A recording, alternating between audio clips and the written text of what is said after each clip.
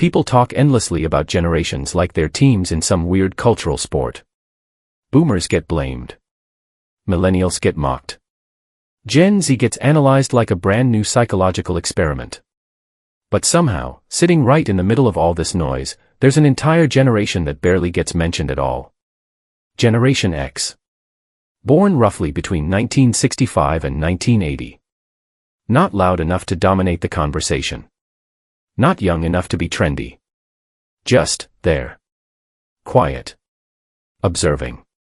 Holding things together. And that silence. That's not accidental. It's psychological. Gen X grew up in a world that was constantly changing, but no one bothered to explain the changes. One day the rules were one thing. The next day, they weren't. And you were expected to adapt without complaint. Without therapy. Without a support system. Just figure it out. Picture this. It's the late 1970s. You're 8 years old. You walk home from school, let yourself into an empty house, make a snack, and wait. No phone. No text messages. No cameras. No one checking if you're safe. A study published in the American Journal of Orthopsychiatry found that by the early 1980s, millions of children were regularly unsupervised after school. That wasn't neglect in the Gen X world. That was normal. That was Tuesday. That empty house taught them something early. You can't always count on someone being there. If something goes wrong, you handle it. If you mess up, you deal with the consequences.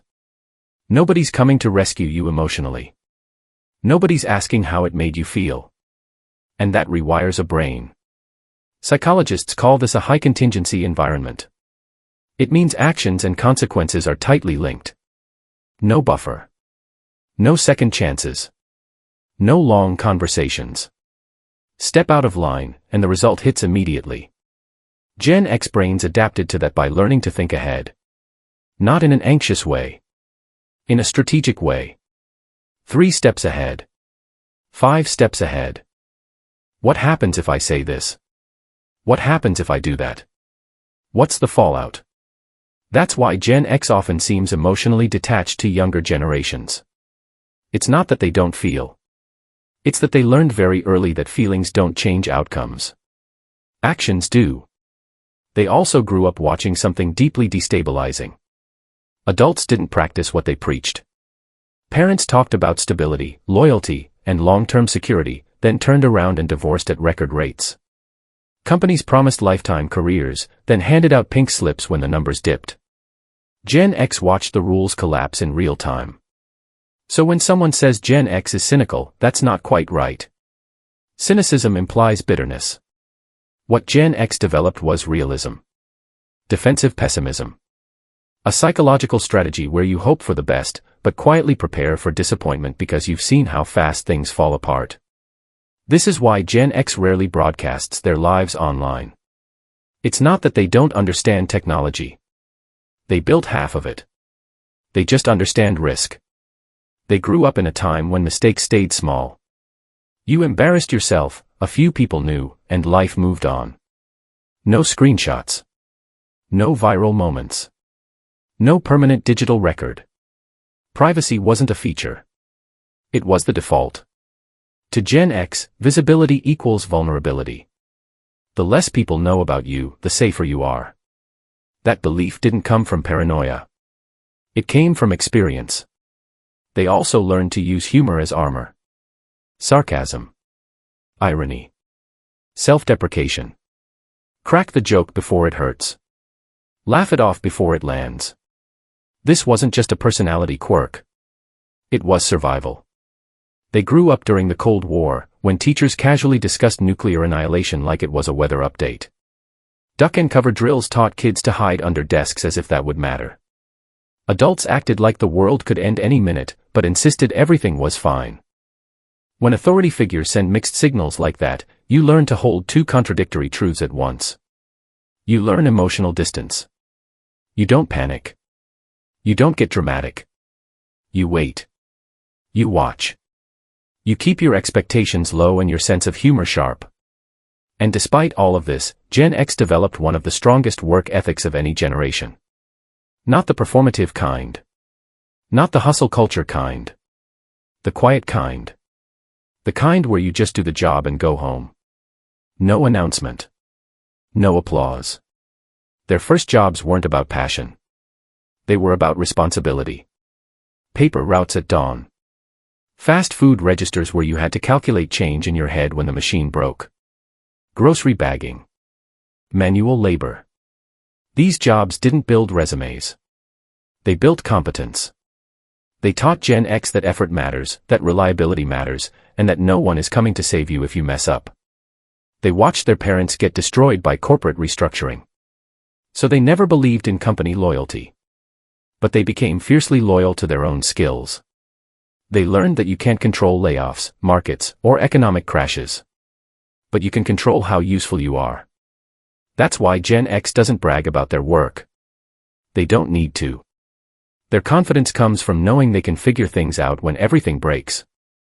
There's a paradox at the heart of Gen X psychology. They are deeply independent, yet quietly collaborative. They won't ask for help. They'll struggle silently. They've been doing that since childhood.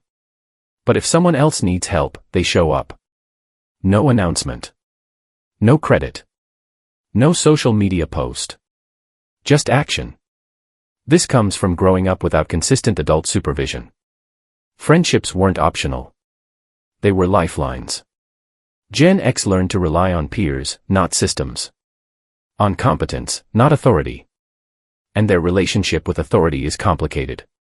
They respect skill, not titles. If you know what you're doing, they'll follow you anywhere. If you don't, they have zero patience. This comes from watching authority figures fail repeatedly. Watergate. Iran-Contra. The mishandled AIDS crisis. Economic instability. Gen X learned early that power does not equal competence. They also experienced repeated economic shocks. The older Gen Zers entered the workforce during recessions. The younger ones graduated into the dot-com crash. Many were hitting their stride when the 2008 financial crisis wiped out savings and careers. This creates a very specific psychological imprint. Nothing is permanent. Everything can disappear. That's why Gen X often has multiple income streams. Not out of ambition. Out of caution. Stability, to them, feels fragile. Research published in the Journal of Adult Development shows that Gen X reports lower levels of seeking social support during stress. Not because they don't have people. But because asking feels like failure. Self-reliance became identity. Capability became self-worth. This also shaped how they learn. Before Google, information had weight. You didn't casually look things up. You went to libraries. You searched card catalogs. You invested time and effort to find answers. Cognitive psychologists call this deeper encoding. When information costs effort, it sticks. Gen X learned by doing. Fixing bikes. Repairing appliances. Taking things apart. Getting grease on their hands. That built mechanical intuition. A belief that with patience and persistence, you can solve problems yourself. Now they're watching their kids grow up in a radically different world. Constant supervision. Helicopter parenting. Social media documenting everything. Gen X gave their kids what they never had. Attention. Presence. Safety. But there's a quiet fear underneath. Visibility equals vulnerability. Dependence feels dangerous. They worry their kids won't develop the same internal resilience. Not because they want them to suffer, but because Gen X knows what happens when the world stops holding your hand. Generation X is the bridge generation. They grew up analog and adapted to digital. They remember boredom. Silence. Being alone with their thoughts. They aren't better than other generations. They're different. Shaped by a moment in history when the old world was dying and the new one hadn't fully formed. And bridges don't get celebrated. They just exist. Holding things together. Carrying weight. Expecting nothing in return. That quiet endurance. That's Gen X psychology. Not loud. Not flashy. Just resilient. And maybe the most Gen X